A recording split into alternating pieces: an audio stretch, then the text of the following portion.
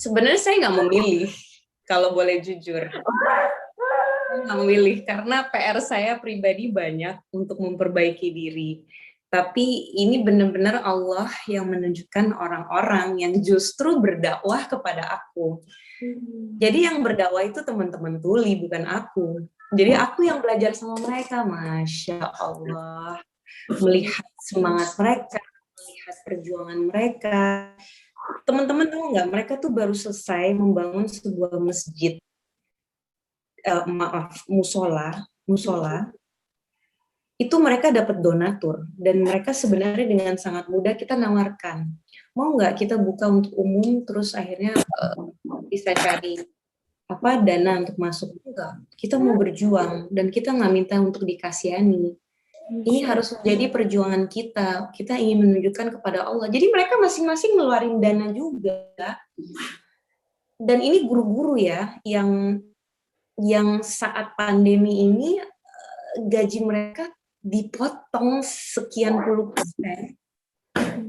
Dan mereka berjuang gitu. Aku cuma ini kayaknya mereka sih yang lagi ngajarin aku, mereka yang sedang berdakwah, dan sekarang musola itu sudah jadi, mereka udah bikin pesantren kilat, mereka udah bikin belajar ngaji dengan bahasa isyarat. Jadi amazing banget, Masya Allah, mereka udah punya karya, sedangkan kita yang ada di sini, termasuk yang bicara, apa ya karyanya ya? Kita udah bikin apa ya? Paling posting IG, 1, 2. Ini bangun musola loh, guys. Teman-teman tuli. Teman-teman tuli. Nah, untuk teman-teman sober itu nge-slow bareng ya, bersama apa sih sober, lupa aku istilahnya apa ya sober. Pokoknya itu teman-teman nari dulu, penari-penari zaman masih show. Nah, mereka pun juga ada keinginan dari diri mereka untuk kita pengen belajar deh, kita pengen dengerin apa sih isi dalam sebuah kajian.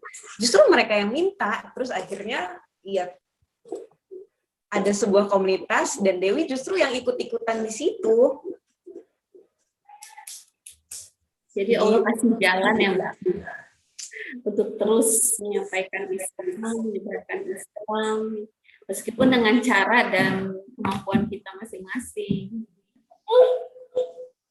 Yang pasti ini kita harus clearkan, saya bukan ustazah, jadi don't get your information wrong.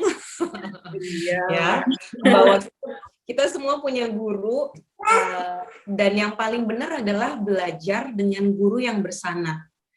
Jadi untuk teman-teman yang ada di sini, aku merekomendasikan untuk belajar dengan ustaz atau dengan ustazah yang punya gelar, yang mereka pernah belajar, yang bisa bahasa Arab, yang paham dengan Al-Quran dan dalil. Kalau Dewi mah, ya Allah, jangan, jauh, masih jauh banget.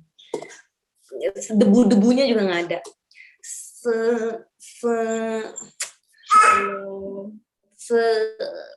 Mau ngomong susah banget sih. Sekerupuk rengginang itu juga nggak ada tuh, sejubiran kerupuk rengginang. Oke. Ya, subhanallah ya, benar Pak. Kita sama-sama sharing. Jadi berharap sama-sama mendapatkan keberkahan, dan benar banget yang disampaikan Mbak Dewi tadi ya, kita harus belajar kepada guru gitu ya, yang gurunya itu berilmu. Insya Allah kita tahu bersama ya Mbak, yang tadi ya, di mana yang namanya kita bukan menyampaikan Islam sih, lebih kepada kita sama-sama gitu ya, belajar Islam gitu ya, pasti tentu ada tantangannya. Nah, tantangan apa sih Mbak yang dialami sama Mbak Dewi ini selama berhijrah? Nah, tantangan paling besar, dan saya rasa ini bukan tantangan saya aja, tapi kita semuanya, yaitu tantangan masalah hati. Ini kita semua tuh hatinya pasti PR banget. Dan ternyata menurut ulama hati itu adalah yang paling susah untuk diatur, paling susah untuk dikontrol, paling susah untuk diajak baik. Itu butuh perjuangan. Ada lagunya ya, perjuangan. Lagu perjuangan itu apa sih? Roma Irama, Mbak. Kita lagi Angkatan berapa itu? Perjuangan hijrah, tapi lagunya Roma Irama. Aduh. Perjuangan. Okay. So ini gila, aku dapat ilmu ini ya. Menurut aku ini keren banget. Ini keren banget. Teman-teman, kita semua sekarang lagi belajar. Pasti kita semua juga berjuang untuk mencari kajian atau kita mencari komunitas untuk kita bisa mendapatkan ilmu. Tapi percaya nggak, ilmu Allah itu tidak akan masuk ke dalam hati yang kotor. Itu pas aku denger itu aku cuma gini, pantesan ya ilmuku nggak nempel-nempel. Pantesan ya setiap aku catet, ya akhirnya jadi catatan aja. Coba teman-teman di sini bisa menyampaikan catatan. Vira deh, tadi pagi ikutan Riyadhus Shalihin nggak? Bisa-bisanya nggak ikut. Fatin, mana dia? Kenapa, Kak? Kamu kajian terakhir apa? Semalam baru ini, Siroh tentang Perang Badar. Siroh tentang Perang Badar. Iya. Cuma baru nonton filmnya. Bukan. Bedah filmnya baru nanti malam, Kak. Oh, nanti malam. Kalau kemarin ngebahas apa? Baru ngebahas kenapa Perang Badar terjadi, kayak gitu-gitu. Baru dari diliatin scene-nya dulu gitu. Oke. Ada ayat Al-Quran yang dikeluarin nggak? Tanpa nyontek ya, jangan nyontek. Oh, sebelum kajian, sebelum film mulai, Al-Anfal dulu sih, Kak. Surat Al-Anfal. Ayat? Jangan nyontek. Seingat aku full. Satu surat. Satu surat? Apa isinya? Aku lupa deh. See, this is what I'm saying gitu. Ini masalah kita semua. Kita datang ke kajian, kita semangat, kita nyatet, kita wow. Tapi giliran disuruh ngulang, apaan ya? Kok Iya. Ini adalah masalah yang paling besar dalam proses hijrah aku. Ternyata ketika belajar, ada masalah dengan hati. Karena yang kita pelajarin itu firman Allah. Bukan kudu di-memorize, tapi kudu untuk diresapi. Ini firman Allah. Nah, kenapa ilmu Allah itu nggak mau masuk ke dalam hati? Berarti ada yang salah. Dan kita pelajarin saat ini. Nih, teman-teman, ini lagi-lagi kita pakai analogi ya. Kita mau buang air besar. Yang kita cari toiletnya itu bersih atau yang wangi semerbak dengan wangi-wangi pete atau jengkol atau wow. Pengennya yang wangi ya, Mbak.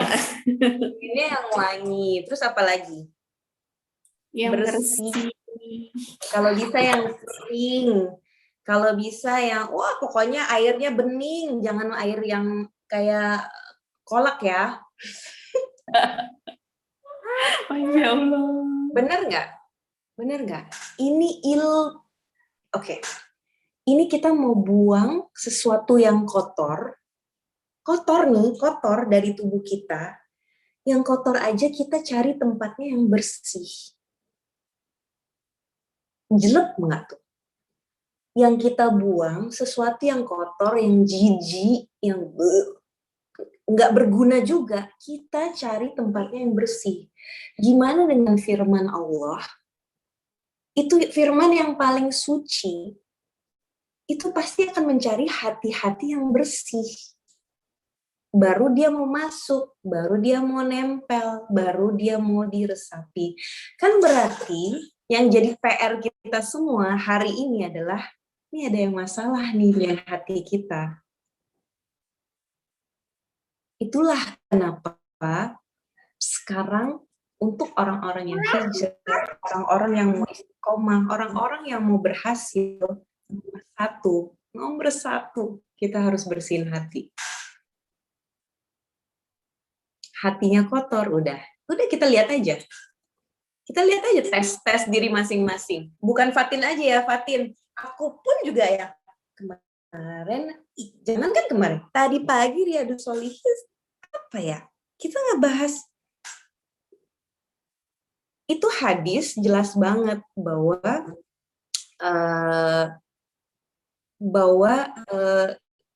ada dua sahabat, itu kan aku aja ngejelasin kayak, oh man, I'm having so much trouble gitu.